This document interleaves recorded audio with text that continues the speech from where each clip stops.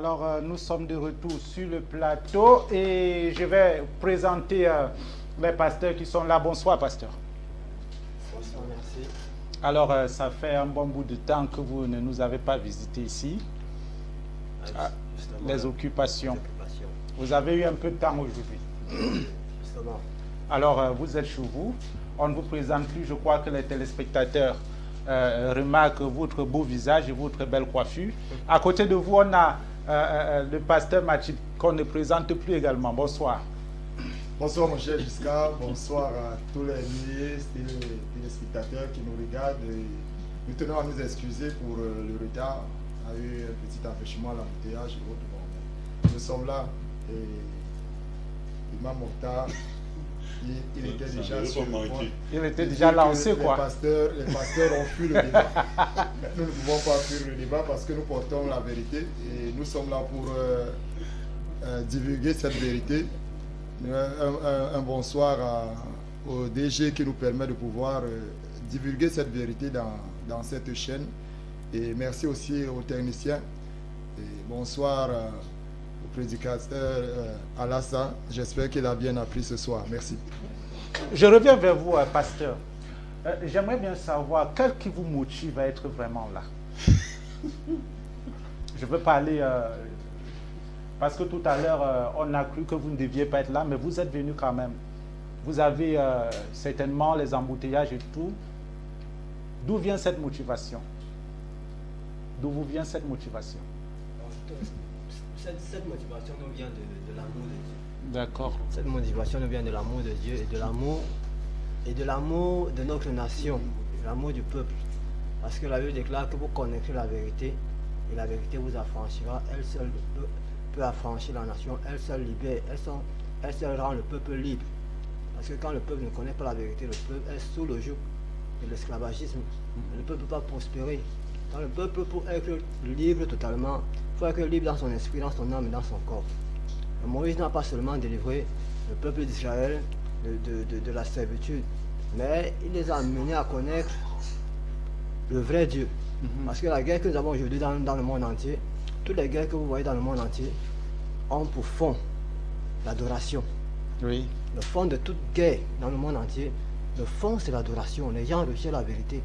Et les blocs se confrontent, les civilisations se confrontent, les cultures se confrontent. D'autres veulent légaliser l'homosexualité, d'autres disent que non, nous on veut respecter Dieu. Et les gens s'affrontent même sur les champs de bataille. Donc si nous venons là, ce n'est pas de Dieu, c'est pour que le peuple soit libre et sache que ils ont été libérés, justifiés en Christ, qu'ils sont saints. Merci. Merci, c'était une parenthèse. Aujourd'hui, nous parlons de Jésus-Christ. Est-il venu pour mourir ou pas? Alors, je vais rester avec vous. Vous allez me présenter Jésus-Christ selon le christianisme. Jésus-Christ, c'est qui? C'est qui pour vous? Jésus-Christ, dans le christianisme en lui-même, c'est la façon de vivre de Dieu. Quand on parle du christianisme, on parle du style de vie de Dieu. On parle du Zoé. On parle de la manière de vivre de Dieu. On parle de la vie de Dieu en nous. Et le christianisme, c'est c'est une vie. Le christianisme, c'est une vie, ce n'est pas une religion. C'est la manière de vivre de Dieu, c'est le style de vie de Dieu. Et quand on parle de la personne de Jésus-Christ, on parle de Dieu lui-même fait homme. On parle de Dieu lui-même parmi les hommes. On parle du prototype même de Dieu parmi les hommes. On parle de Jésus-Christ. Merci.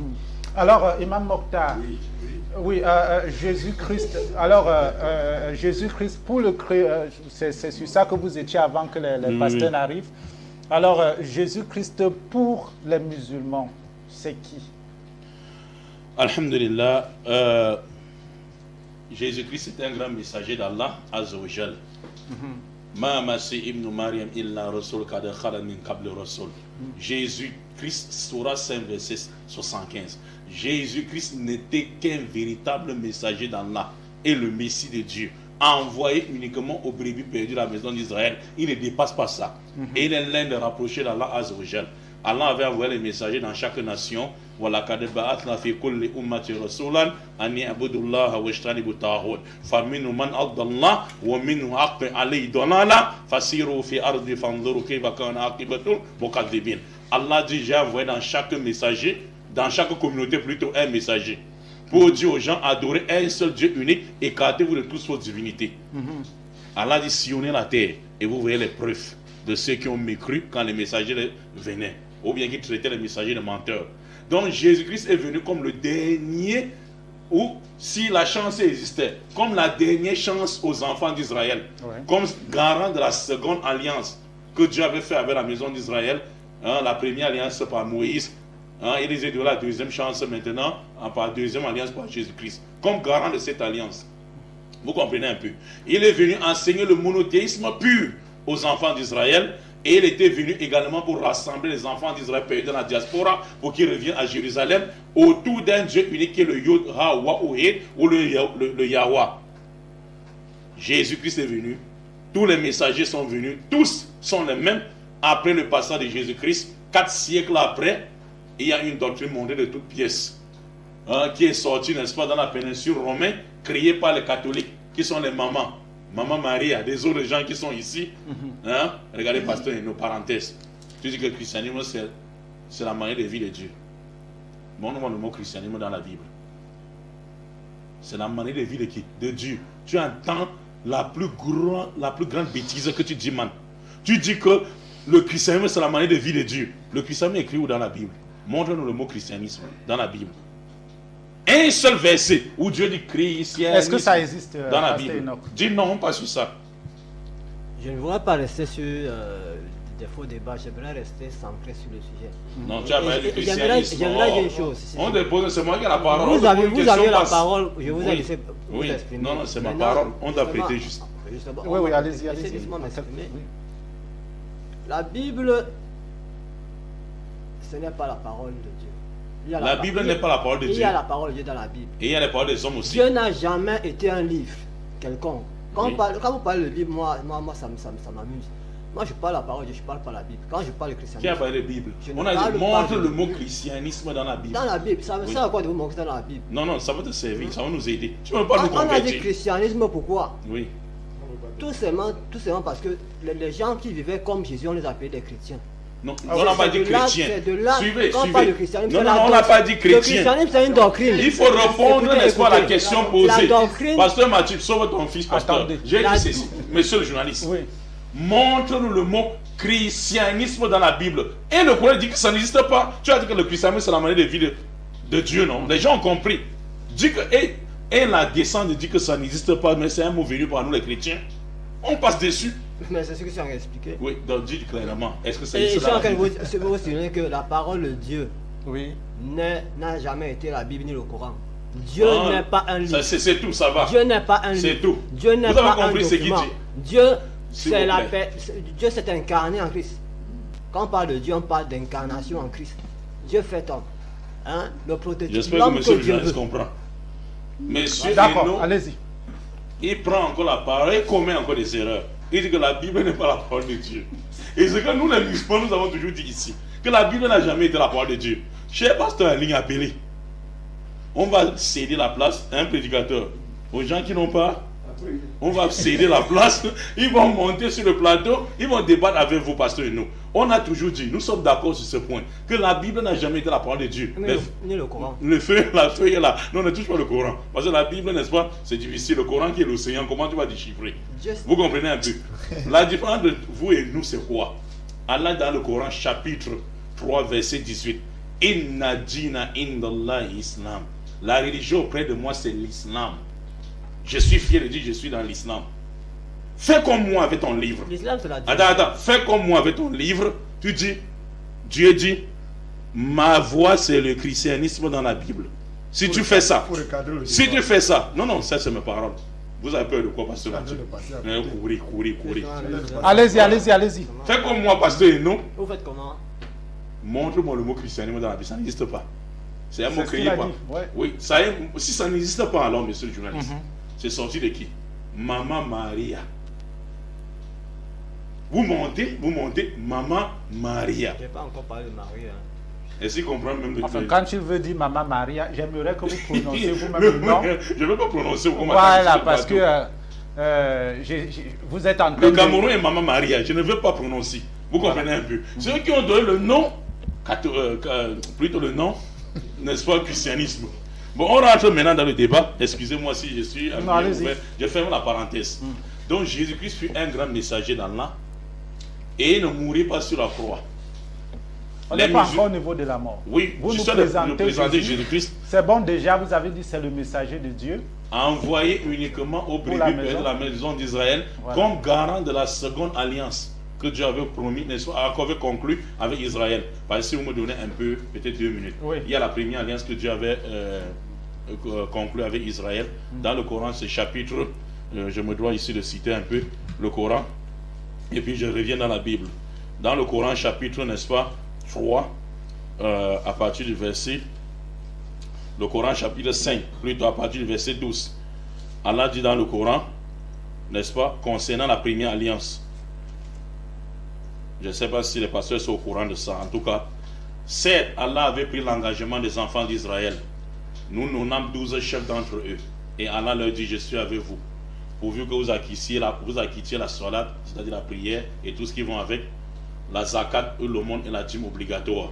Croyez à mes messagers, les aider, effacer à Allah un bon prêt. Certes, j'effacerai vos méfaits et je vous ferai entrer au jardin sous lequel coulent les ruisseaux.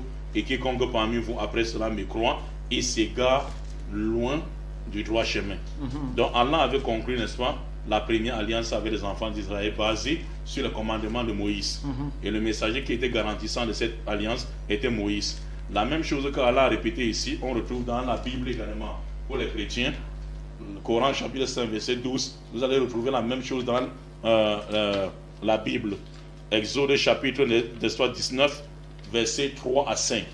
Dieu dit, la Bible dit, Moïse monta vers Dieu et l'Éternel l'appela du haut de la montagne en disant, tu parleras ainsi à la maison de Jacob, tu diras aux enfants d'Israël, vous avez vu ce que j'ai fait en Égypte, c'est-à-dire les sauver quoi, et comment je vous ai porté sur les ailes d'aigle et amené vers moi, c'est-à-dire au mont Sinaï.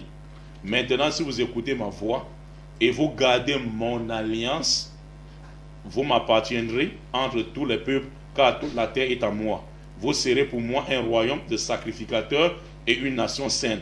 Voilà les paroles que Dieu dira aux enfants d'Israël. Donc ici, Dieu avait conclu la première alliance avec les enfants d'Israël, dont le messager garantissant était Moïse, et les lois sur les tablettes garantissaient les commandements, 613 commandements.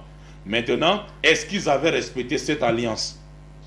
C'est la grande question maintenant. Le Coran répond, Allah dit, à cause de leur violation d'engagement, nous les avons maudits, c'est-à-dire les Juifs, les Yaouds, nous sommes maudits.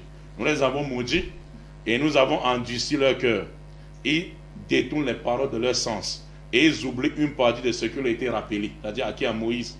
Tu ne cesseras de découvrir leur trahison, sauf un petit d'entre eux, nombre d'entre eux qui sont restés sur le droit chemin. Pardonne à ceux-là.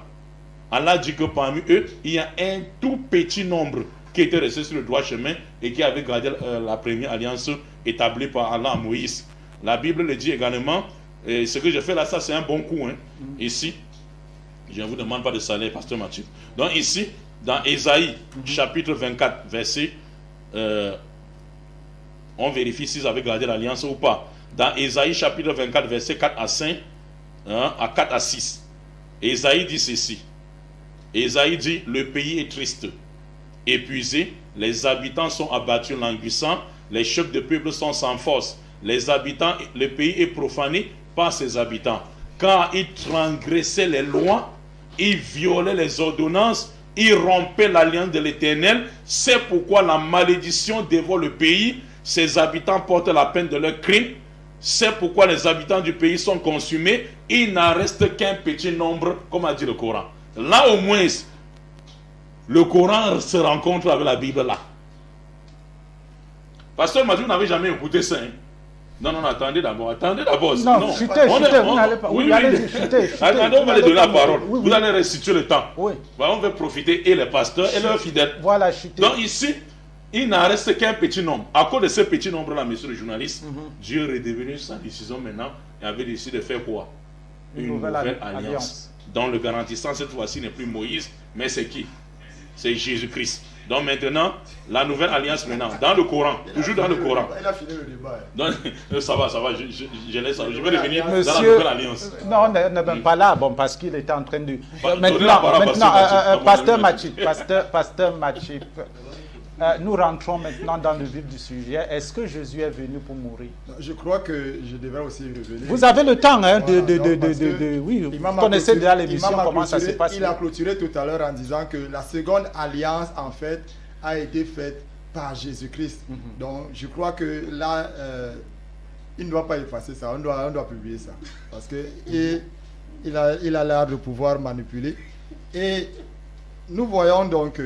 Vous pouvez poser la question de savoir tout à l'heure, Jésus-Christ, qui il est?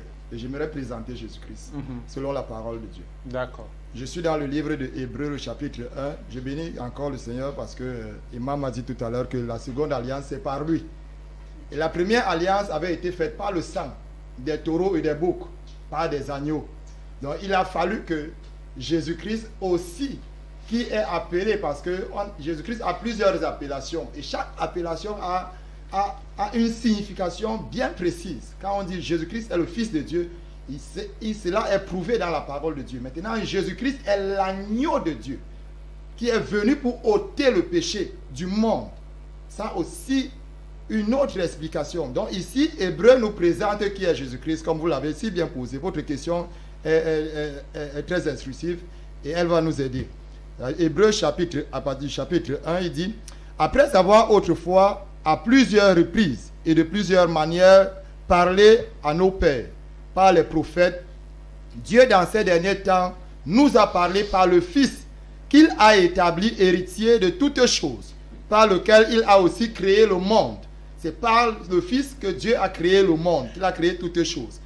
Et qui étant le reflet de sa gloire, Christ est le reflet de la gloire de Dieu. Le Dieu invisible a pu se rendre visible au travers de Jésus-Christ. Il a diminué son aspect au niveau des êtres humains pour pouvoir venir et racheter les êtres humains. Il est l'empreinte de sa personne. Et soutenant toutes choses. Donc, je crois que quand on parle de l'empreinte d'une personne, ça identifie la personne elle-même. Donc Jésus-Christ est l'empreinte. La Bible qui est en train de le dire. Sauf s'ils ne reconnaissent pas la Bible, parce qu'ils ont bien dit que la Bible et le Coran sont d'accord dans certains points. Je crois qu'il y aura des accords tout à l'heure. Tenant toutes ces choses et soutenant toutes choses par sa parole puissante, a fait la purification des péchés et s'est assis à la droite de la majesté divine dans les lieux très hauts, devenu d'autant supérieur aux anges qu'il a hérité un nom supérieur au leur. Donc Jésus-Christ est supérieur aux anges. Jésus-Christ est ici, donc, pour le débat d'aujourd'hui, nous sommes sur Jésus-Christ. Est-il venu pour mourir? Oui. Donc, je reviens sur le débat. Je n'ai rien dit. Allez-y. Pour toi, je n'ai rien dit. Mais j'ai dit, ceux qui ont entendu, ont entendu. Donc, tu ne peux pas comprendre ce que j'ai présenté Jésus-Christ. J'ai présenté qui est Jésus-Christ. Et que toi, tu as dit qu'il est le garant de la nouvelle alliance. Une présentation froide. Très froide. Merci. Il faut y aller maintenant. Oui. Donc, il faut dire à Imam de laisser parler, voilà. D'accord. Voilà, je crois qu'il a compris. Imam, je crois que ce n'est pas toi qui as la parole. Donc Jésus-Christ a-t-il été envoyé pour se faire tuer? Est-ce qu'il est venu mourir? Donc je crois que Jean chapitre 3, le verset 16, que nous connaissons tous, répond à cette question. Car Dieu a tant aimé le monde qu'il a donné son Fils unique, afin que quiconque croit en lui ne périsse point, mais qu'il ait la vie éternelle. Et comme je l'ai dit tout à l'heure, que Jésus-Christ étant l'agneau, parce que quand nous regardons, je vais lire dans le livre de 1 Jean. Il ne faut pas seulement parler sans lire. 1 Jean chapitre 1, Jean chapitre 1, le verset 29 dit: le lendemain, il vit Jésus venant à lui et il dit: voici l'agneau de Dieu qui ôte le péché du monde. Voici l'agneau de Dieu. Et quand nous rentrons dans l'ancienne alliance, l'agneau était immolé pour effacer, couvrir par son sang les péchés du peuple, les péchés des sacrificateurs, les péchés de tout ce qui était dans l'ancienne alliance. Il fallait immoler un agneau et prendre son sang pour asperger sur le peuple. Et maintenant, donc, Jésus-Christ, il est l'agneau de Dieu, que Dieu s'est choisi pour venir expier le péché de l'humanité. Et il fallait que cet agneau-là, de la même manière que l'agneau dans l'ancienne alliance était sacrifié.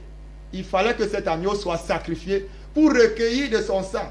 Hébreu le dit, il n'est pas entré dans le tabernacle fait de main d'homme, comme Aaron et Moïse entraient dans le tabernacle qu'ils avaient fait. Il est entré dans le tabernacle que Dieu lui-même a fait. Et il n'est pas entré avec le sang des taureaux et des boucs, mais il est entré avec son propre sang pour présenter à Dieu, voici le sang de la nouvelle alliance. Ce sang qui a coulé pour effacer le péché de l'humanité.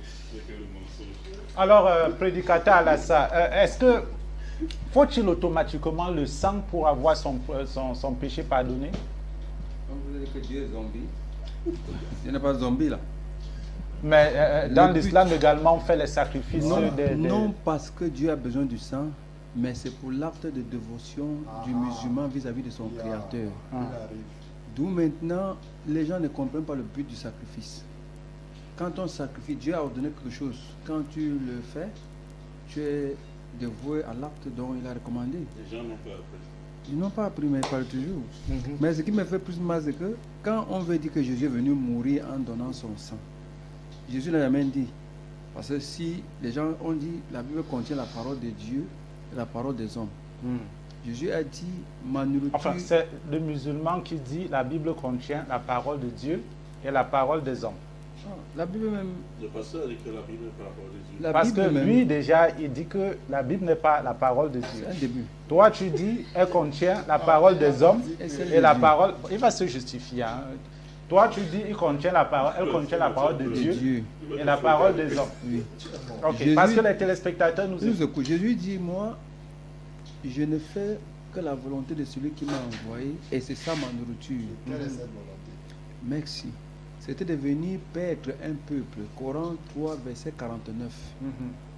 Il sera envoyé. Si on prend même au verset 45 jusqu'à 49, Jésus n'est qu'un messager de Dieu envoyé par Marie dans le monde entier pour qu'il puisse ramener le peuple perdu de Dieu vers lequel Dieu a élu ce peuple parmi les peuples du monde pour faire comprendre qui il est. Mais les gens aujourd'hui nous font comprendre que Jésus étant envoyé de Dieu n'est non pas seulement Jésus, messager de Dieu, je suppose qu'un messager, c'est celui qui détient un message. Est-ce que, quel est le message que Jésus avait pour son peuple? 1. C'est faire connaître Dieu. 2. Pour les enseigner l'avènement d'un royaume que lui n'est pas dépositeur. C'est quelqu'un après Jésus qui dépose cela. Et de 2 maintenant, de faire connaître au peuple d'Israël qu'ils doivent revenir au peuple de Dieu. Parce que sa mission est en 3 volets. Premier volet, faire connaître le nom de Dieu à ceux à qui Dieu le remis, annoncer le royaume à venir et de leur commander comme berger. Mais il est berger plus précisément de ceux qui sont égarés. Parce qu'il dit, dans ma bergerie, il y a certains qui sont et d'autres qui sont hors de la bergerie. Les qui étaient dans la bergerie et les qui étaient à l'est de la bergerie, c'était le peuple d'Israël égaré, resté dans l'idolâtrie, copiant chez les païens. Mais maintenant, Jésus vient les ramener à la maison. Mon frère va dire qu'il est dedans.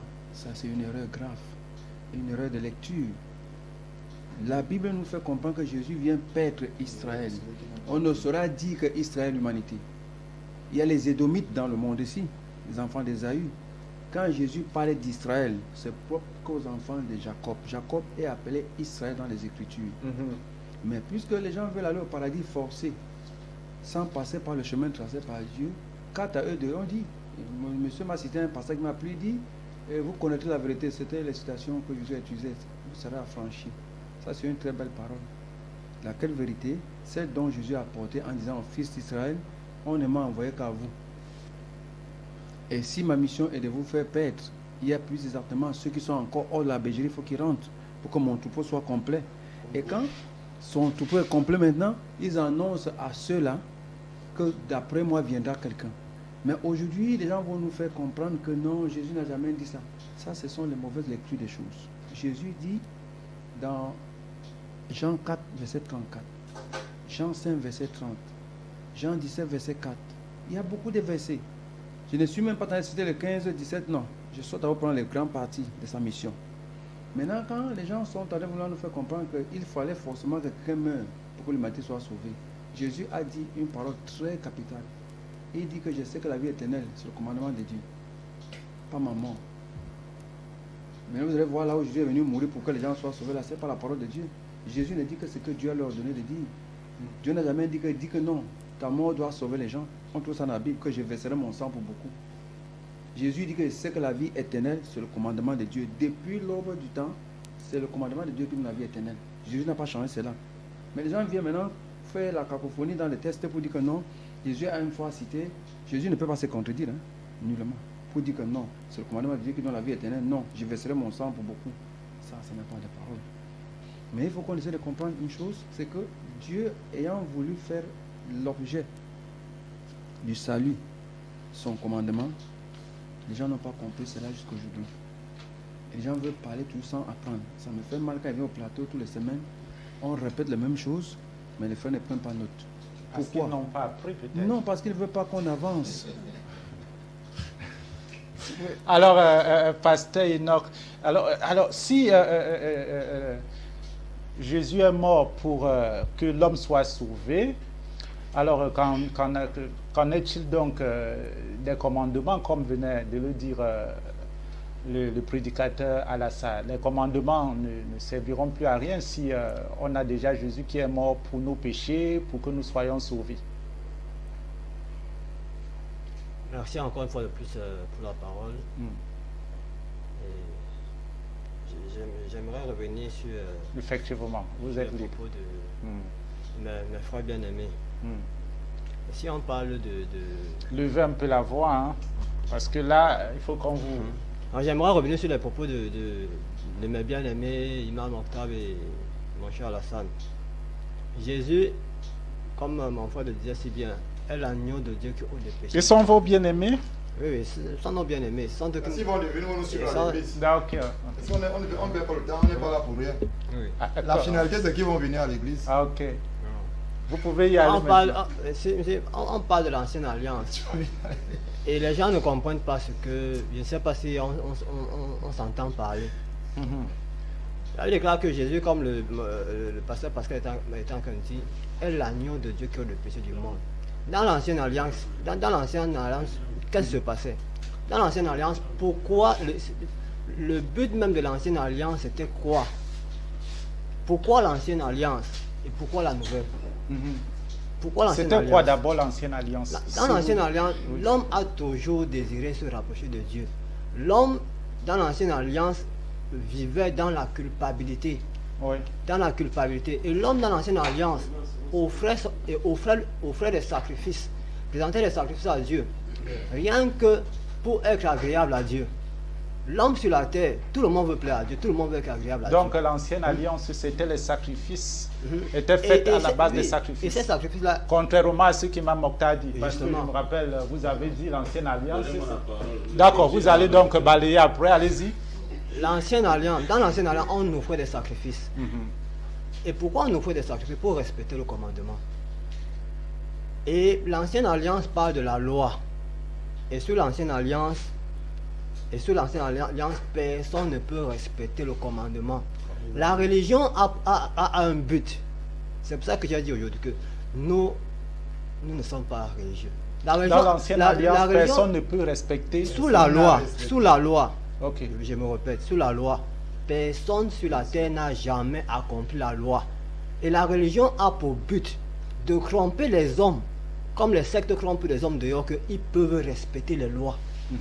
Je dis sous la loi, aucun pasteur, aucun imam sur la terre n'a jamais respecté la loi. Mais ils font croire au peuple qu'ils peuvent respecter ces lois.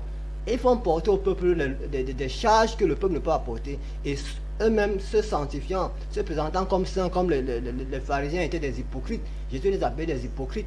Les gens qui font porter des fardeaux aux autres que eux-mêmes ne peuvent pas porter. On va lire rapidement un verset dans le livre de Romains 11, 32. Mon bien-aimé va me dire rapidement. Donc sous la loi a été donnée aux hommes. Et ceux qui respectent la loi sont ceux qui sont sous la loi. Une seule personne a accompli la loi pour tous. Et c'est ce que la religion cache. Il ne faudrait pas que le peuple, les nations savent que le Christ a accompli la loi à leur place. Et qu'ils ne vivent plus sous la culpabilité. Mais la religion se nourrissait de quoi? Les prêtres dans la religion se nourrissaient des sacrifices. Quand on présentait ces sacrifices, les pasteurs, les imams, tous ceux clergés-là se nourrissaient de ce sacrifice. C'est pour ça qu'il faut maintenir le peuple sous le joug de la culpabilité pour qu'ils continuent à sacrifier d'année en année. Chaque année, ils font des sacrifices. Ils ont toujours la conscience de la culpabilité. L'année prochaine, ils vont faire la même chose. C'est une répétition. Ils deviennent comme des automates. Ils sont formés comme ça. Ils n'ont pas la conscience que... Ils ont tout dans la conscience qu'ils sont ennemis de Dieu et qu'il faut toujours faire quelque chose pour se justifier, pour se purifier. Et pourtant, la Bible déclare que Dieu nous a aimés. Lorsque nous étions encore pécheurs, Christ est mort à notre place. Dieu nous a aimés pas parce que nous étions saints. Il nous a aimés selon notre nature. Et il a ôté notre péché. Parce qu'il a le pouvoir de le faire. Il nous a aimés pas parce qu'on pratiquait des bonnes œuvres. Et c'est ce que la religion cache au monde. Et si le peuple découvre que Dieu les aime tels qu'ils sont, ils ne vont plus faire des sacrifices. C'est-à-dire pécheurs, même pécheurs. C'est-à-dire pécheurs. Oui. Que le péché a ôté. Mais les sacrificateurs ne vont plus vivre de ces sacrifices. Donc vous voyez des marabouts aujourd'hui, il faut toujours apporter quelque chose. Ils vivent de ça. La religion a pour but de cacher que Jésus-Christ est ressuscité. Romains 11, vous pouvez lire rapidement. Romains 11, verset 31. De même, ils ont maintenant désobéi afin que par la miséricorde qui vous a été faite, ils obtiennent aussi miséricorde. Oui, le verset pour vous dire. Verset 32. Oui. Car Dieu a renfermé tous les hommes dans la désobéissance pour faire miséricorde à tous. S'il te plaît, tu peux relire pour que les auditeurs écoutent. Car Dieu a renfermé tous les hommes dans la désobéissance pour faire miséricorde à tous. La loi a été donnée aux hommes.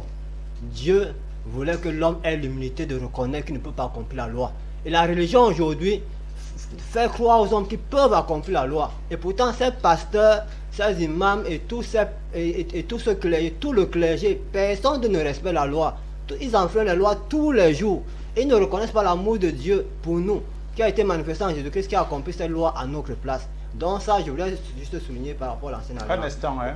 Alors, je voulais dire à M. Hatim Gaba, j'espère que j'ai bien prononcé, qui essaye de nous appeler au 620-14, d'appeler le 658 93 52 15. 658 93 52 15. Nous avons un problème de téléphone à ce numéro depuis un certain temps. Je ne sais pas si c'est déjà arrangé. Si vous essayez de nous avoir par ce numéro et qu'il y a problème, faites simplement un voice à travers ce numéro et puis la régie passera votre message en direct. Monsieur Hatim Gaba, si vous essayez de nous appeler au 658 93 52 15 et que vous constatez qu'il y a un problème, faites toujours un voice à travers ce numéro par WhatsApp et puis la régie passera votre message. Dans le cas contraire, vous nous faites un message à travers le deuxième numéro. Alors, je vous reviens. Donc, la religion a pour but de maintenir les gens dans la culpabilité et dans la servitude. Et le peuple aujourd'hui doit être libre de la vérité qui a franchi. Quand on parle, mes bien-aimés ont parlé de l'ancienne alliance, ils ont parlé du mont Sinaï. J'aimerais qu'on lise rapidement dans le livre de Hébreux, le chapitre 12, à partir du verset 18. Dans l'ancienne alliance, personne n'a pratiqué la justice. Personne.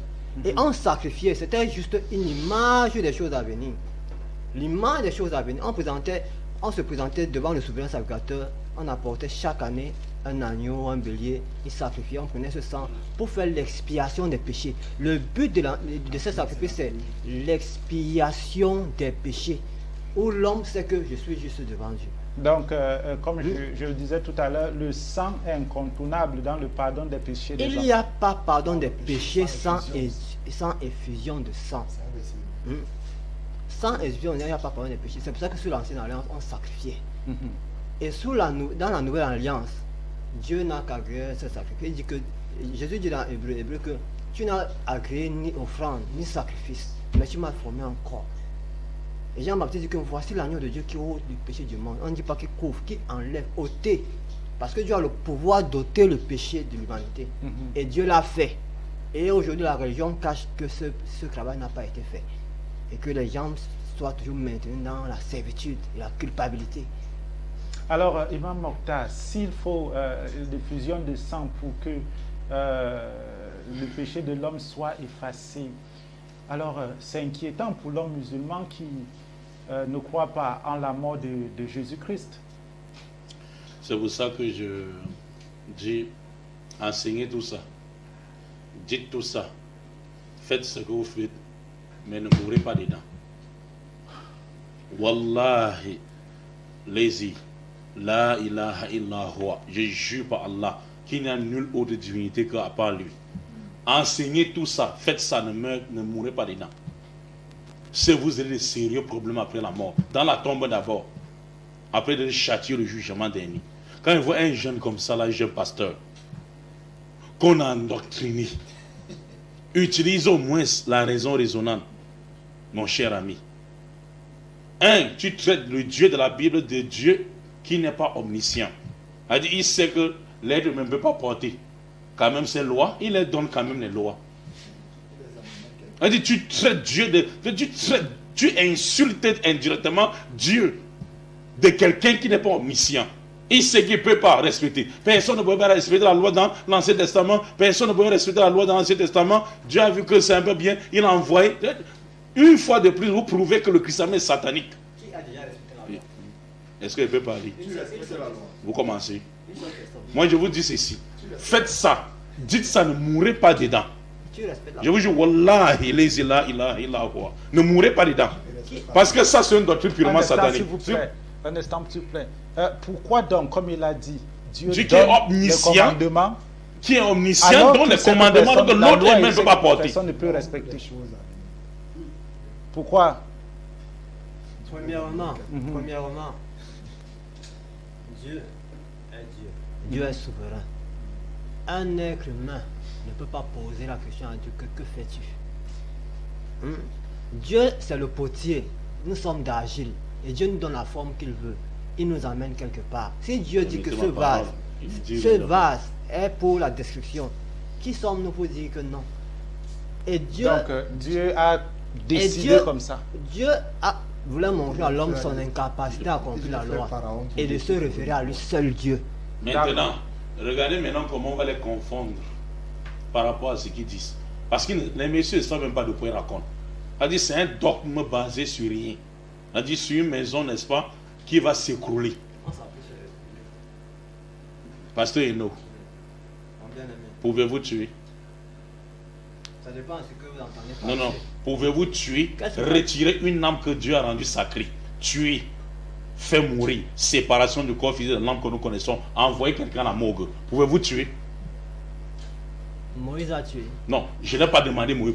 Vous, pouvez-vous vous tuer? L'apôtre Paul a tué. S'il vous plaît. Josué a tué. C'est ça un peu. Est-ce que David a tué? C'est pour ça que. S'il vous plaît. Est-ce que David a tué? Elle peut parler. David a tué. S'il vous plaît. C'est pour ça qu'on dit souvent que. Si on parle de la mort, on débat par rapport à la mort. C'est pour ça qu'on dit que ces gens-là, faites ça, ne mourrez pas dedans. David a tué. Je vous demande maintenant. Oui ou non? Vous, toi, si tu ne veux pas répondre, pouvez-vous voler? Voler. Ça dépend de ce que vous appelez le voler. Donc ça veut dire le vol à plusieurs façons. Le gouvernement tue. Non, le vol à plusieurs façons. Bon, regardez comment, ça c'est pour montrer. Regardez comment ils ont l'art d'esquiver la guidance. C'est-à-dire, les gars esquivent la guidance. En d'autres termes, troisième question. Pouvez-vous commettre l'adultère avec une fille à l'église? C'est quoi l'adultère? Prends l'adultère, n'est-ce pas, ces relations, n'est-ce pas, qui n'est pas légitime, illégitime, entre un homme et une femme. S'il vous plaît, un homme et une... S'il vous plaît. Vous n'êtes pas obligé de répondre, hein? C'est moi qui pose les questions. En Et même temps, vous pouvez répondre. Ok, c'est un monsieur le débat. journaliste, nous ne sommes pas au quartier. Donc, il faut savoir où vous êtes ici. Vous n'êtes pas aussi au quartier. Ça dépend de l'adultère, ça dépend du vol, ça dépend, n'est-ce pas, du meurtre. Donc, dans le christianisme, il y a plusieurs adultères. Donc, chez vous, il y a plusieurs adultères. Il y a l'adultère oral, il y a l'adultère physique, il y a l'adultère. Alors que Jésus dit, même le simple regard, j'ai commis l'adultère. Regarde seulement. Je dis, même s'il vous plaît, je vous ai dit, ils savent bien qu'ils ne peuvent pas prendre les femmes de fidèles à l'église. Prends la femme de fidèle, montez sur cette femme. Si vous voulez qu'on prononce les mots, est-ce que tu peux le faire? Dis aux gens que oui ou non. Et là, je suis sûr, tu ne peux pas le faire. Et si tu ne peux pas le faire, tu respectes quoi? C'est ça qu'on appelle la loi. Et tu dis que tu ne respectes pas la loi parce que l'être humain ne pouvait pas respecter. Le pasteur ne vous dit je peux forniquer, je peux tuer, je peux voler. Donc attention à vos poches à l'église. Parce que l'être humain ne pouvait pas respecter la loi. Je peux pas, laisse-moi parler. Pourquoi vous êtes agité? Pourquoi vous êtes agité? Parce que tu m'entrecoupes dans mon temps de parole. Dieu dit dans l'église d'Exode les 10 commandements à Moïse. Pour la première fois, monsieur le journaliste. Qui a dit que ne tue pas, s'il vous plaît? Qui a dit que ne tue pas pour la première fois? C'est Moïse. Quel est votre enseignement alors à l'église? Vous enseignez alors quoi à l'église? Donc, on comprend, mes chers frères téléspectateurs, voilà le but et la somme de pourquoi les femmes sont nues à l'église. Voilà pourquoi les femmes sont nues à l'église. Parce que tu peux forniquer avec la femme de... Preuve même que c'est les églises de réveil. Ces églises de réveil ont confisqué vos femmes dans les églises. Ils ont confisqué vos femmes dans les églises. Pourquoi? Parce qu'ils mettent dans la tête de ces femmes-là. Et les victimes sont devenues les femmes. Qu'on ne peut pas respecter la loi. Pasteur, retiens-toi et dis non. Femme de fidèle, je ne peux pas, personne ne peut respecter la loi. Hein. Jésus est déjà mort pour nous. Allons-y seulement à l'hôtel. Mais ça, c'est quelle bêtise ça? Ça, c'est quelle religion ça? Même aucune, je dis, il n'y a pas de république, même l'État, qui n'est même ni biblique ni coranique, qui n'y a pas de loi. Il n'y a aucune maison qui n'y a pas de loi. Mais il voudrait que l'homme vive plutôt comme ça là, dans la dépravation des mœurs. Mais ça, c'est quelle qualité de religion? Et ils appellent les gens vers ça. C'est pour ça que le christianisme prône l'anarchie, le désordre total. Jésus-Christ n'a jamais prêché, n'est-ce pas, aux gens d'être comme les animaux, non.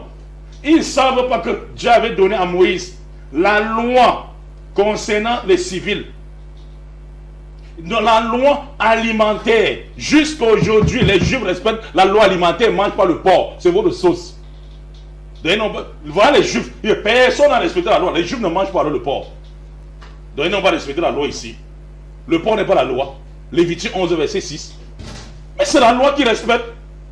Mais vous êtes quelle qualité de chrétien, de pasteur, qui vient ici chaque samedi vous distraire les gens. Aujourd'hui, les Juifs, un Juif pour lui tuer, c'est un grand péché. Quand il y a une guerre entre Palestine et Israël, il y a les Juifs là. Il y a de l'autre côté des Juifs qui ont été contre les sionistes juifs. En disant que dans la Torah, ils ne respectent pas la loi. Alors que nous respectons la loi, on sait que la Palestine, c'est le Messie qui va prendre et nous donner. On n'attaque pas la Palestine. Ils sont allés respecter quoi? C'est pas la loi. Vous êtes casé ici à Douala, dans un quartier où je le sais, et vous venez raconter les choses du quartier ici là. Sortez, je dis faites tout ça. S'il vous plaît, s'il vous plaît. Vous avez peur de quoi? Tu parles de et les gens m'écoutent, je ne suis pas venu là pour vous. Après, on ne vient pas pour vous. Vous comprenez, monsieur le journaliste? Donc ils ne savent pas que Moïse, ils pensent que Moïse avait... On a demandé quelle loi Moïse avait. Regardez l'ignorance chronique. Il dit Moïse n'avait que le sacrifice. Qui t'a dit que Moïse est venu avec la loi sacrificielle seulement?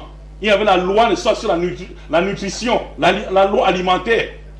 Il y avait la loi qui concernait uniquement les hommes. Même les femmes, ça ne les concernait pas. Il y avait les lois qui concernaient uniquement les femmes. Ça ne concernait pas les hommes. La loi de la pureté, par exemple dans Exode chapitre 12, Lévitique chapitre 12 plutôt. Quand une femme est en période de menstruation, elle va rester 30 jours plus 10 jours, ça fait 40 jours. En période de lochi, avant de se payer. Et les Juifs respectent jusqu'à aujourd'hui. Ils respectent. Mais ils sont aujourd'hui, ils disent, personne ne pouvait respecter. Alors, tu es casé dans un quartier ici à Douala et tu viens faire le débat. Il dit, faites tout, ne mourrez pas dedans. Vous ne savez pas ce que vous racontez. La seule loi que Jésus-Christ, monsieur le journaliste, est venu enlever, c'est la loi sacrificielle. C'est la loi sacrificielle que Jésus a enlevée. Parce que les Juifs, n'est-ce pas, quelqu'un pouvait se retrouver en fin de journée avec plus de 100 péchés. Il fallait faire comment? Sacrifier combien? 100 €. Ils n'ont pas respecté cela. Mais les autres rois, ils respectaient. Reconnaissez ça quand même aux Juifs. Ils respectaient cela. En ce temps-là maintenant, la loi de la lapidation même, quand la femme a commis l'adultère, monsieur le journaliste, les Juifs ont ramassé les corps pour faire comment? Mais il dit que personne n'a respecté la loi. Jésus-Christ a dit maintenant, si la personne parmi vous qui n'a pas encore péché, jette la pierre sur elle. Pourquoi? Parce que quand tu devais pécher, tu devais faire comment? Te purifier avec le sang de ses boucs. Oh, il ne s'était pas purifié pour aller ne soit chercher à purifier la femme.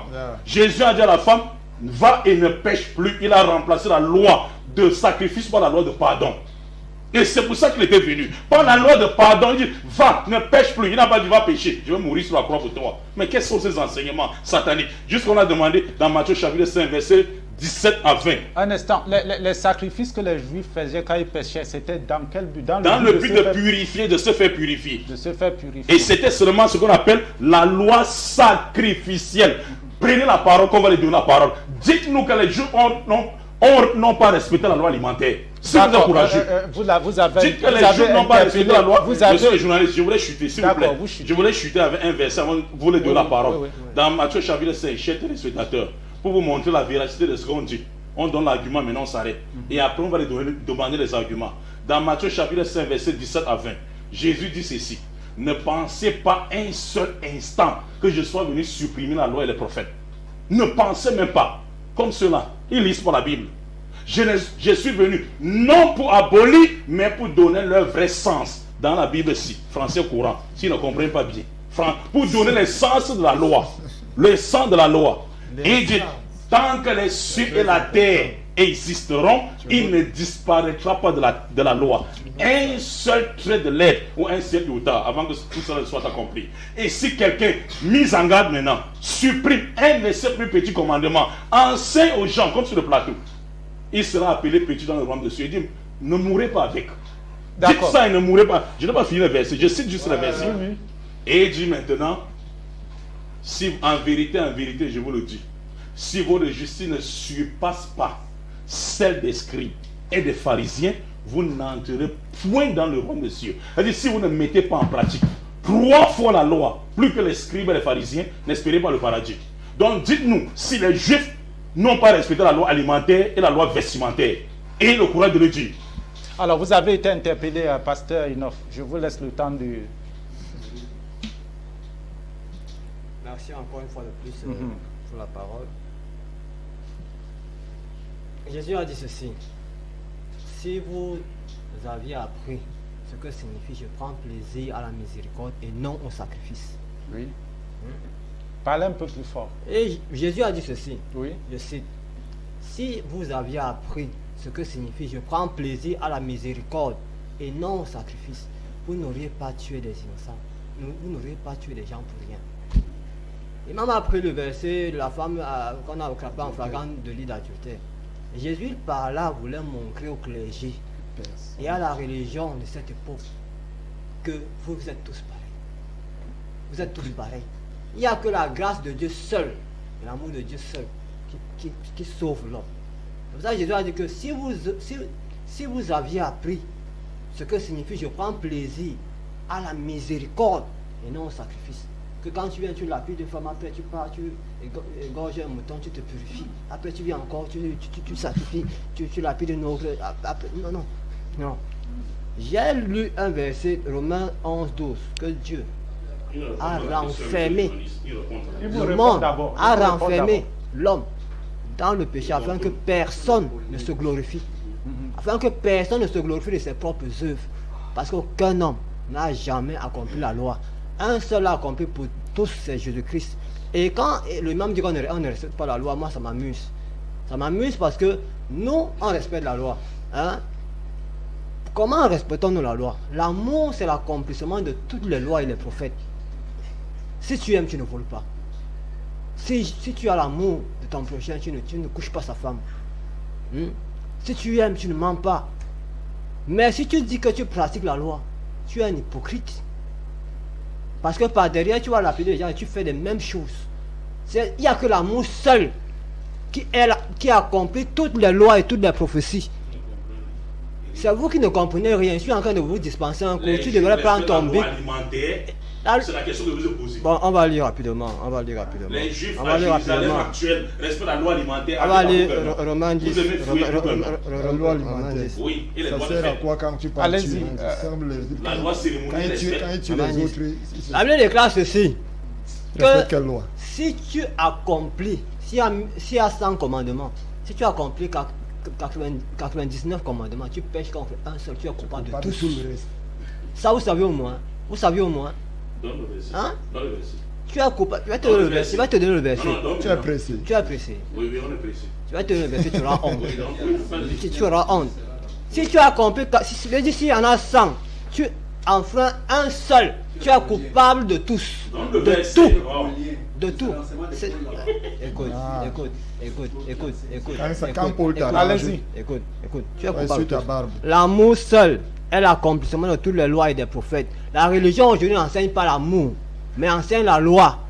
Parce qu'avec la loi, on va esclavagiser les nations et les peuples. L'amour, pourquoi on n'enseigne pas l'amour aux gens? L'amour, c'est l'accomplissement de toutes les lois. Quand on aime, on n'a pas besoin. On a accompli toutes les lois et toutes les prophéties. Mais si on enseigne la loi, c'est parce qu'on est hypocrite. Et qu'on veut maintenir les peuples et les nations dans le joug de l'esclavagisme et de la sorcellerie. Alors, prédicateur, là, ça incite donc on n'a pas besoin du sang pour être sauvé. On ne peut être sauvé qu'en respectant la loi. C'est la loi, bibliquement et coraniquement. Oui, vous parlez aussi un peu plus fort, récupérer le micro. Oui. Avec son ignorance comme ça, il dit personne ne peut respecter la loi. Parce que pourquoi je puisse relayer le message de Mota, il dit non, personne ne peut respecter la loi. Peux-tu voler et tourne. Peux-tu faire ceci et tourne. Il respecte la loi par conséquent sans savoir respecter la loi. Parce que Paul lui a déjà mis dans la tête que Jésus est la fin de la loi. Ce sont les Pauliens. C'est Même pourquoi Paul, Dieu ils n'ont dit. rien compris, je sais pas. Parce que Jésus étant le maître, a dit tant que le ciel et la terre subsisteront, même un trait de la lettre ne va pas Moi, je crois disparaître. qu'on a adressé Gary Junior dans le débat. Le sujet c'est la mort de Jésus. Voilà. Est-il venu pour ça? Effectivement, on est ça, sur la mort de Nous Jésus. sommes sur le but, nous sommes sur Oui, qu'est-ce que la mort de On dit, but? n'est pas Allez-y, venu allez-y. pour mourir. Vous Allez-y. comprenez? Mais pour mettre la loi en Maintenant, pratique. quand les gens n'ont pas appris, ils suivent les enseignements de Paul à la lettre. Paul dit dans Romains que Jésus est la fin de la loi. Jésus n'a jamais dit cela. Jésus ne croyait pas qu'il soit venu pour abolir. C'est une contradiction manifeste des deux textes. Romains, Il n'y a pas de Jean. contradiction. Tu Je n'as rien ne appris. suis pas venu abolir, il est la fin de la loi. Jésus dit que moi je ne suis pas la fin de la loi, Viens à l'autre dit l'église. non, il est la Il n'y fin. a pas le temps, c'est pour t'expliquer. Maintenant, quand je viens sur le thème d'aujourd'hui qui était la mission de Jésus, c'était pour venir Es-tu relayer- venu pour mourir? Alors, non, pour donner le commandement de Dieu. Il est venu. on l'a déjà dit. Lui-même, Jésus, dans sa bouche, monsieur le journaliste, il dit, je sais que ton commandement est la vie éternelle. Monsieur le journaliste, Oui. je veux qu'il faut maintenant chaos. Maintenant, passons maintenant au chaos directement. Donnez-nous un seul verset où Jésus croyait à maman pour avoir la vie éternelle. Maintenant, arrêtons maintenant de courir maintenant. Où Jésus- Vous savez, maintenant, on vous donne les paroles de Jésus maintenant. Faites comme nous, donnez-nous les paroles de Jésus, du Christ maintenant. Pourquoi? Oui, c'est ce qu'on demande, Pasteur Mathieu. Oui, Pasteur Mathieu, on demande les paroles de Jésus. Prédicateur, donnez-moi, n'est-ce pas, une minute. Une minute. Oui, parce que quand je prends souvent de temps, Pasteur Mathieu tremble. Il a peur. Il a des démons tout cas. Monsieur Mathieu, Jean chapitre 5, verset 24. Oui. Jésus dit, en vérité, je vous le dis, celui qui écoute ma parole, croit à celui qui m'a envoyé, a la vie éternelle. Il ne vient pas au jugement, mais il est passé de la mort à la vie. Il n'a jamais dit, en vérité, je vous le dis, celui qui croira à ma mort sur la croix, comme une doctrine satanique. Il n'a jamais dit ça. Vous allez faire comme nous, donnez la parole maintenant de Jésus. On quitte ici. Deuxième maintenant, Jésus-Christ dit ceci maintenant. Luc chapitre 10, verset 25 à 28. Monsieur, ici, ça c'est chaos. Ça c'est le chaos. Luc 10, verset 25 à 28. Un docteur de la loi dit, Maître, que dois-je faire pour avoir la vie éternelle? En d'autres termes, le but de la mission de Jésus-Christ. Jésus dit à l'homme, que lis-tu dans la loi? C'est que moi et le prédicateur, là, on soutient ici. Le prédicateur et moi, on soutient ici. L'homme dit, tu aimeras le Seigneur ton Dieu de tout ton cœur, de toute ton âme, de toute ta pensée. Et tu aimeras ton prochain comme toi-même. Jésus dit, fais cela et tu vivras. La finalité de l'histoire, fini l'histoire. Si vous voulez, on lit. Non, Peut-être lis. ils ont peur, on va lire. Lis. S'il vous plaît, on va lire, oui. S'il vous plaît. Il confond avec le riche dans Matthieu chapitre 19, verset 19. Alors, on va Vous, lire. prenez On va pas que vous lire. ne connaissez pas les versets. Je suis dans Luc et toi, tu es dans Matthieu. Venez à Béban, on a fait le cours. On vous dit ça depuis. Dans Luc chapitre, ici, 10. Monsieur le journaliste, je vais lire. Luc chapitre 10, verset 25. L'histoire dans le livre des gens. S'il vous plaît. Parabole du Samaritain, c'est le titre même. Oui. Un maître de la loi intervint alors pour tendre un piège à Jésus.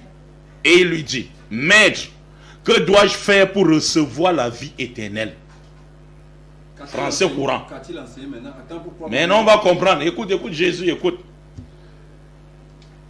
Jésus lui dit, qu'est-il écrit dans notre loi, moi et vous? Christ est la fin de la loi, alors que lui aussi est dans la loi. Il faisait les ablutions, la loi juive. Une question. Est-ce que Jésus n'imposait-il pas la loi parce qu'il était encore vivant? Ah, ça c'est très bien. On va répondre ça après ça. Ça c'est une très belle question. D'accord. Écoutez, maintenant, Jésus lui dit, qu'est-il écrit dans notre loi? Qu'est-ce que tu y lis? L'homme répondit, tu dois aimer le Seigneur ton Dieu de tout ton cœur, de toute ton âme, de toute ta force, de toute ton intelligence. Et aussi tu dois aimer ton prochain comme toi-même. Jésus lui dit alors, tu as bien répondu. Fais cela et tu vivras. Tu fais cela et tu respectes la loi de Dieu et tu vivras. Pourquoi maintenant ça va continuer même après Jésus-Christ? Dans Jean chapitre 12, verset 49 à 50. Il dit, tout ce que je dis, je le dis comme le Père me les a dit. Et je sais que ton commandement est la vie éternelle. C'est la vie qui ne s'arrête pas, même après Jésus. Même après lui. Je sais que ton commandement est la vie éternelle. C'est pourquoi les choses que je dis, je le dis comme le Père me les a dit. Vous comprenez un peu? Donc ici, s'il vous plaît, j'ai pris une minute chez Alassane. Et vous avez pris, on remet, s'il vous plaît. Non, finissez, il Oui. va prendre... Maintenant, regardez ce qu'on a fait. Pour que le débat soit simple. On a donné les paroles qui sortent de la bouche de Jésus. Où il dit, observe la loi et tu vivras. Clair comme l'eau de roche. Qui est la victoire de la partie musulmane avec Jésus-Christ et le docteur de la loi. Maintenant, faites comme nous. Donnez une parole claire aussi. Dans sa bouche, qui dit croyez à ma mort pour sur la croix pour avoir la vie éternelle. C'est simple. Le débat fini. Au lieu de chercher les versets qui vous dépassent, à chercher à interpréter les versets qui vous dépassent. Vous comprenez? Et les disciples également sont restés sur ce même enseignement. Dans Actes des Apôtres chapitre 2 verset 22. Pour dire tous les enseignements de Jésus-Christ. Dire que Jésus dit observez la loi, mais après moi n'observez pas la loi. Mais ça c'est ridicule ça. Donc Jésus vient enseigner aux gens qui sont ses contemporains. Mais après lui il dit après moi n'observez plus la loi. Mais ça veut dire quoi? Vous avez trouvé ce genre de verset où? Donc un prophète vient, il donne une loi, c'est valable à sa vie. Quand il part, oui, quand il meurt, la loi disparaît. Non, le prophète est un canal de transmission entre Dieu et le peuple. Ce que le peuple, n'est-ce pas, attend, ce n'est pas le corps physique du prophète qu'on a besoin. Pour faire quoi? Il dit la parole que j'ai annoncée, c'est elle qui vous jugera au dernier jour, pas lui, Jésus-Christ. Et quelle parole? La loi de Dieu qui donne la vie éternelle. Donc maintenant, moi j'ai dit ceci. Et on a posé la question, ils n'ont pas répondu. La loi cérémoniale, les lois cérémoniales, les Juifs, n'est-ce pas, respectent. Comme la Pâque, comme les jeunes, et les lois cérémoniales, ils respectent. Les lois vestimentaires, ils s'habillent comme les musulmans, les femmes musulmanes. Ils gardent la barbe. Parce que s'ils respectaient la loi, ils ne devaient pas faire les touffes de cheveux là. Lévitique 19, verset 27. Tu ne couperas point en rond les coins de ta chevelure. Et tu ne raseras point ta barbe. Et Dieu dit ceci, un dernier verset cadeau. Un dernier verset cadeau. Pasteur Matthieu, pourquoi? Parce qu'il a dit, je ne suis pas là sur la loi. Le verset là m'est venu en tête. Deutéronome 27, verset 26. Vous allez lire et vous allez donner la parole, monsieur le journaliste. Ici, quand on voit, n'est-ce pas, pasteur Matthieu et ses semblables, dit, enseignez ça, ne mourrez pas dedans. C'est tout ce que on vous demande. Parce que si ça, c'est que de devant, c'est grave. Deutéronome chapitre 27, verset 26. Voilà ce que Dieu dit. Au verset 26, le dernier verset. Vous lisez, vous lui donnez la parole. Et nous prouvons le contraire. Alors, nous sommes dans Deutéronome 27, verset 26, le dernier verset. Voilà. Maudit soit celui qui ne respecte pas les commandements de la loi de Dieu et qui ne les met pas en pratique. Il dit que personne ne peut mettre en pratique. Dira Amen. Et amen. Nous disons Amen aussi. Alors, pasteur Matthieu, vous avez tout votre temps, hein, également pour... Ah, ok, ok. Mon Dieu ne veut pas 10 minutes. Alors rapidement, il est dans le livre de Jacques chapitre 2, le verset 10. Jacques, nous sommes dans Jacques 2, 10. Bien-aimé va m'aider rapidement là. Jacques, le chapitre 2, le verset 10. Jacques 2, verset 10, il est écrit: Car quiconque observe la loi, mais pêche contre un seul commandement, devient coupable de tous. J'espère que vous avez le verset maintenant. Car tous ceux qui respectent la loi et sont coupables d'un seul sont Quiconque observe toute la loi, Toute la mais loi. pêche contre un seul commandement, devient coupable de tous. de tout le reste. Voici la loi. Voici ce que dit la loi, mon imam. Celui qui mettra ces choses, Hein? se prend par terre. Voici ce que dit la loi. Je dis, voici ce que dit la loi. Écoute, comprends le français. Si tu ne comprends pas, tu lis, on te parle en patois. Tu respectes la loi, tu es coupable d'un seul commandement, tu es coupable de toute la loi. C'est pour ça qu'on a lu plus loin que Dieu a renfermé tous les hommes dans ça, pour que personne ne se glorifie.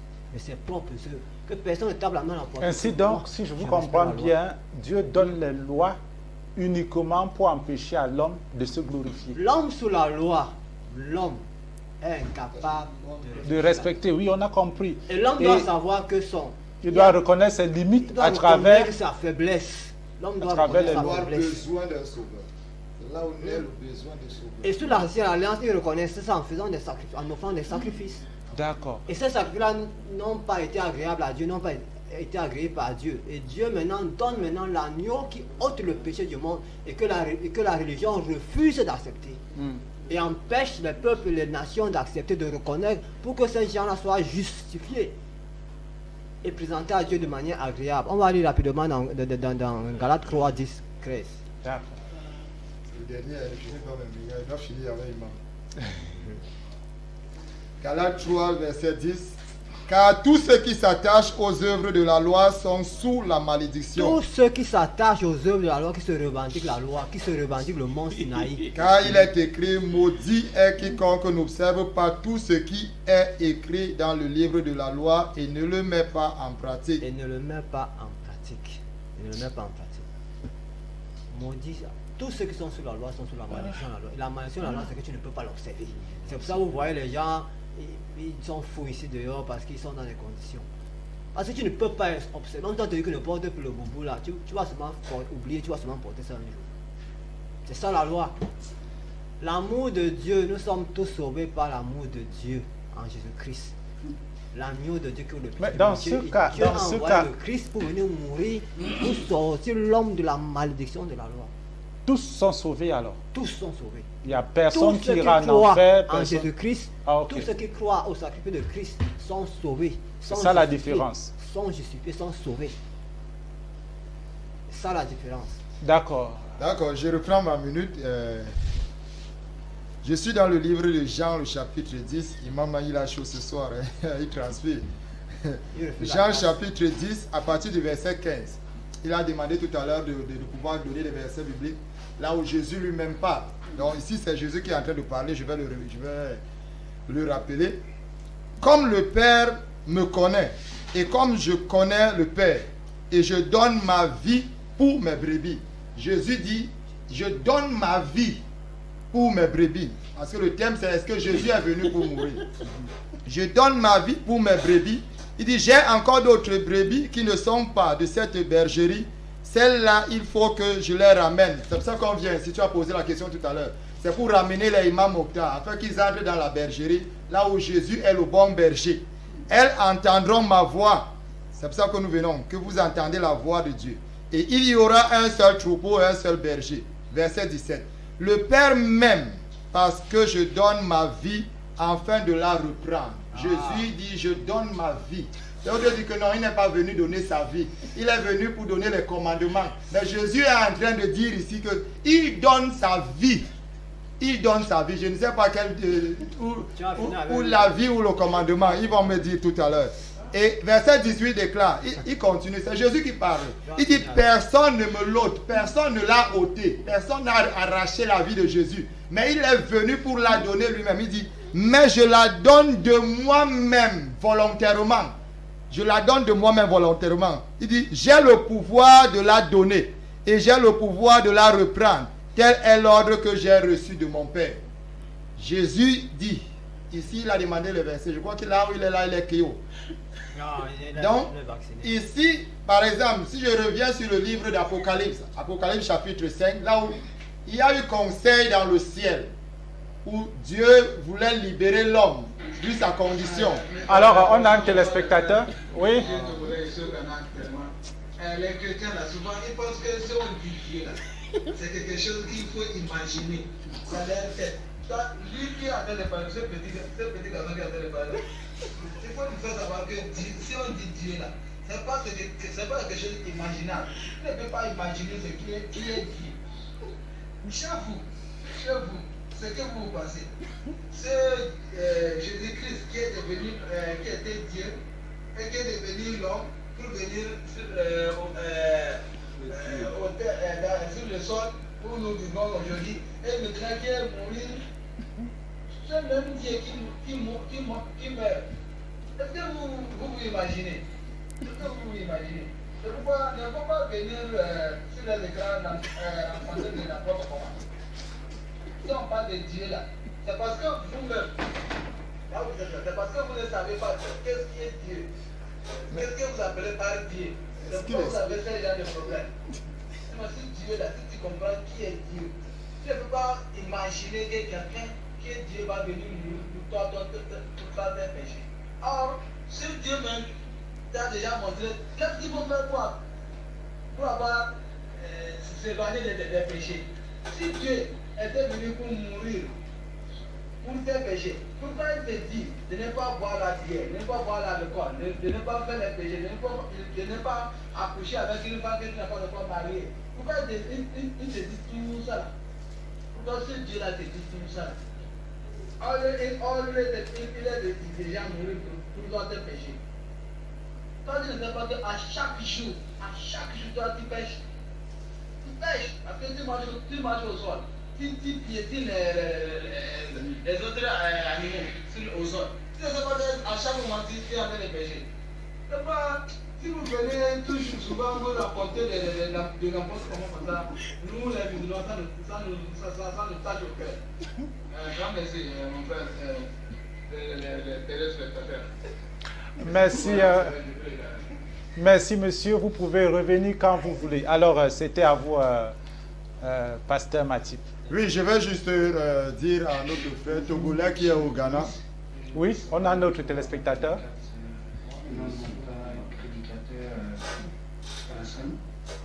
Bonjour, aussi au pasteur, bonjour à tout le monde. En fait, je voulais poser une question au nouveau pasteur, parce qu'on n'est pas son nom, mais le plus jeune qui a tous les jours. Pasteur Enoch. Je voulais savoir s'il veut écarter la loi. Je voulais savoir, est-ce qu'il fornique lui, est-ce qu'il vole? Même question, je voulais poser. Il a fui la question. Si il ne les fait pas, pourquoi il ne les fait pas? Si cela n'est pas dans la loi, j'aimerais bien savoir ça. Si il fait tout ce qui est interdit, s'il les fait ou s'il ne les fait pas. Parce que s'il ne les fait pas, ça veut dire qu'il n'a plus que la loi. Il respecte la loi. Donc s'il les fait, il nous affirme. Donc ça veut dire qu'il n'est pas en réalité cohérent. Moi-même, franchement, quand j'ai écouté son intervention, j'ai douté un peu s'il est vraiment incohérent. Parce qu'il y a des propos qu'il a sortis aujourd'hui, franchement, j'ai doute vraiment qu'il est incohérent, quelqu'un qui croit à l'existence de Dieu et qui sait qu'il serait mort et ressuscité un jour, lui demander à tous ses actes. J'ai doute que cette personne peut dire ces paroles. Et le deuxième pasteur aussi, je voudrais lui demander, parce qu'il a dit dans son intervention que c'est Dieu lui-même qui a choisi Jésus-Christ pour être l'agneau. J'aimerais savoir, c'est quoi le nom de ce Dieu qui a choisi Jésus-Christ pour être l'agneau, sachant que lui-même il dit que Jésus-Christ est Dieu. Donc c'est quel Dieu qui a choisi Jésus-Christ pour être l'agneau? Je vous remercie et merci encore monsieur le journaliste pour votre travail. Franchement, on admire beaucoup, on apprécie. Et l'émission est vraiment en train de bien s'organiser grâce à votre professionnalisme. Et on vous remercie pour ça, sachez que l'on vous suit chaque jour. Et carrément, ça va faire. Merci beaucoup, monsieur. c'est vous qui nous donnez la force d'être là. Vous pouvez revenir quand vous voulez. Je voulais rappeler également Monsieur Atim Gaba, qui essaie de m'appeler.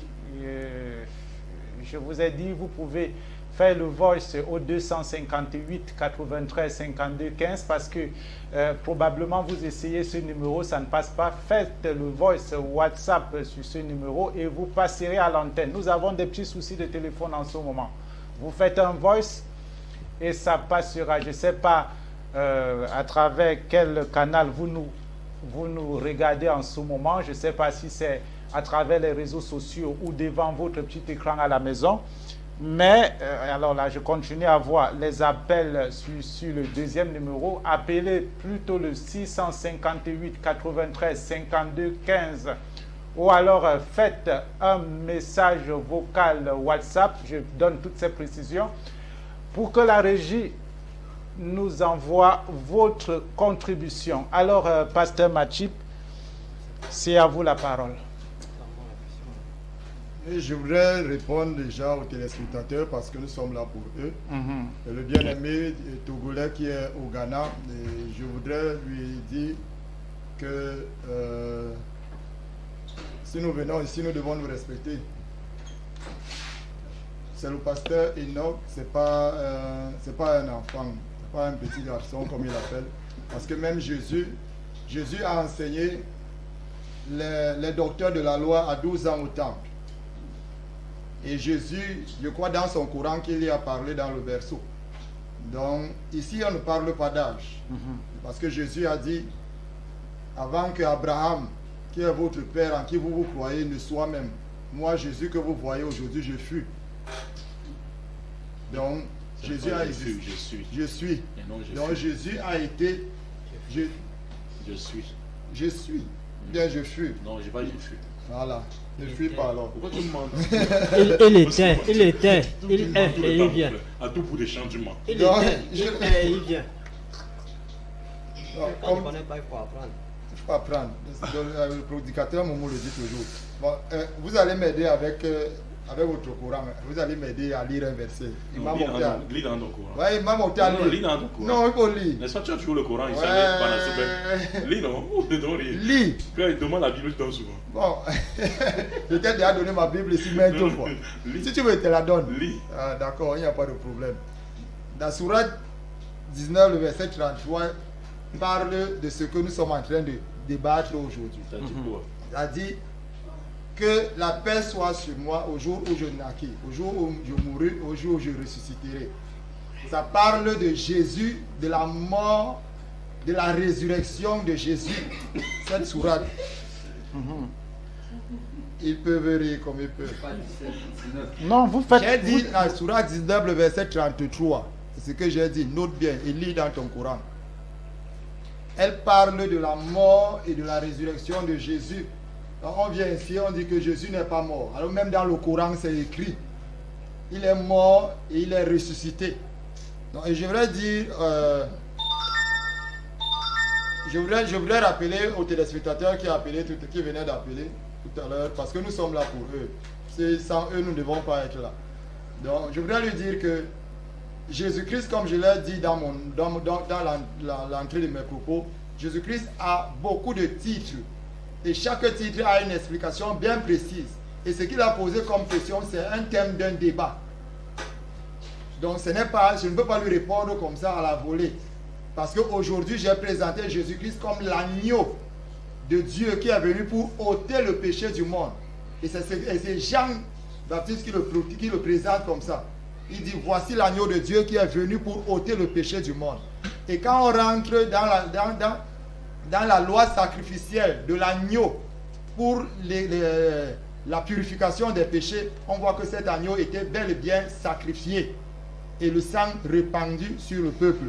Et si Jésus donc, il est venu pour accomplir, parce que la Bible déclare que l'ancienne alliance était juste l'ombre des choses à venir.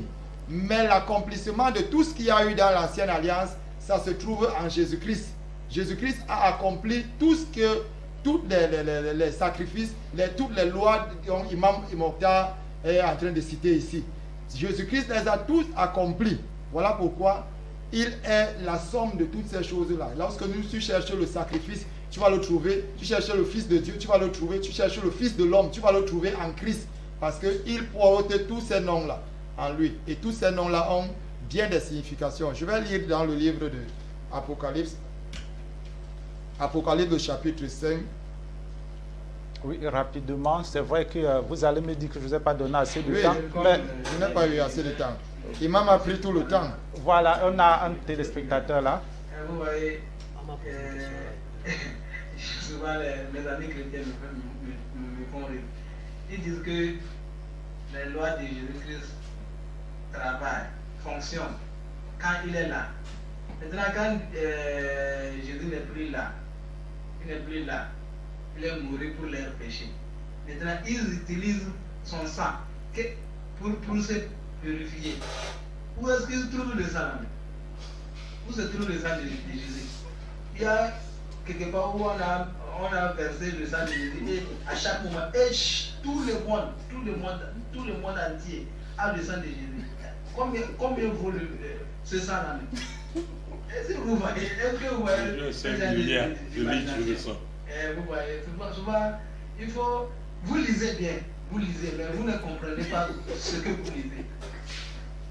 Souvent, vous lisez, mais vous ne comprenez même pas ce que vous lisez. Il faut chercher à comprendre souvent ce que vous lisez. 457. On vous en prie.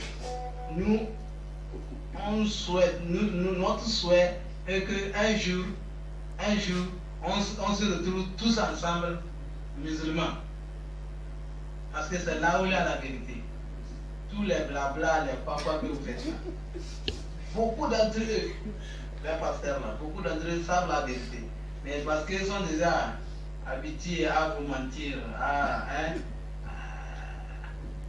ils gagnent leur vie dedans. C'est pourquoi ils ne peuvent pas faire voir la vérité. Ils savent la vérité.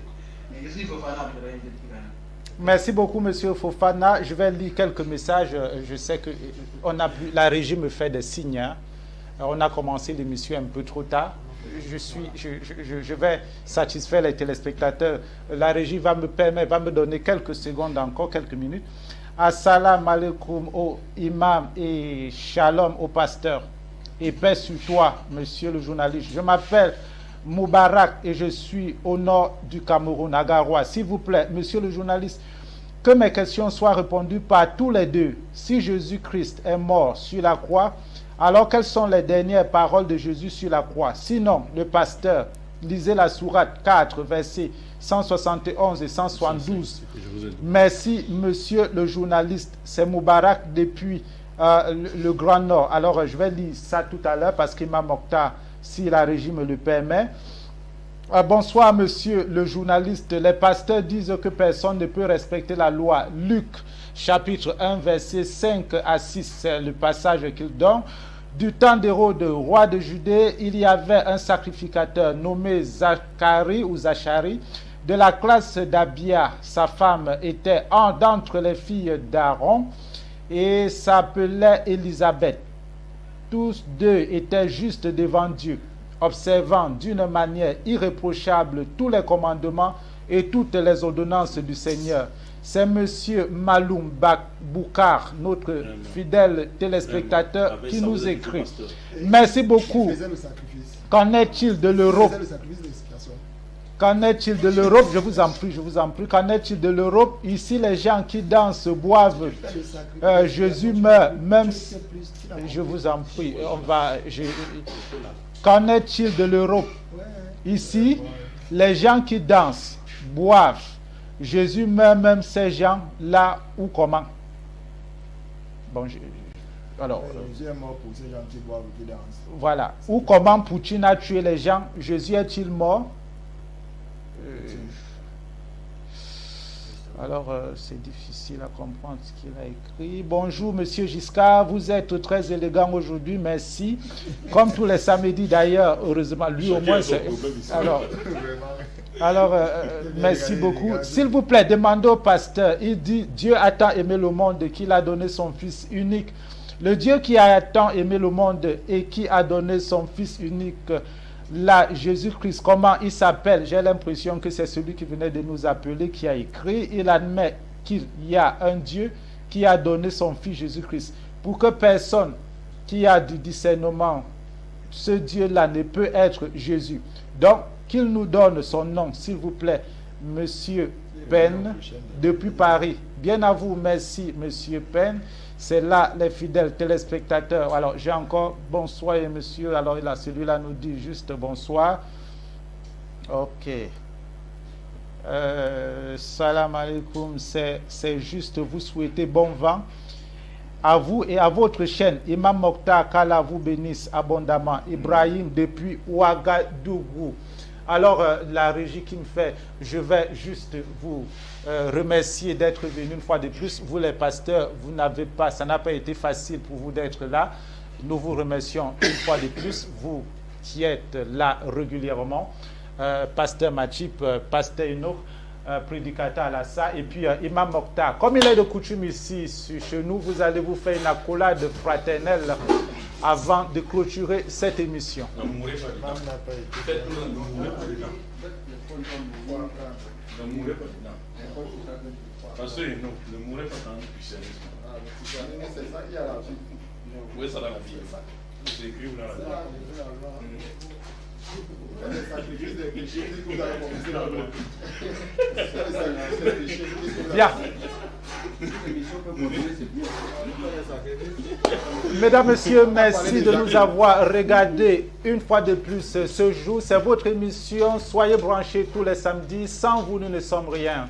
C'est vrai que sans Dieu, d'abord, nous ne sommes rien puisque c'est une émission religieuse et je devrais commencer par là.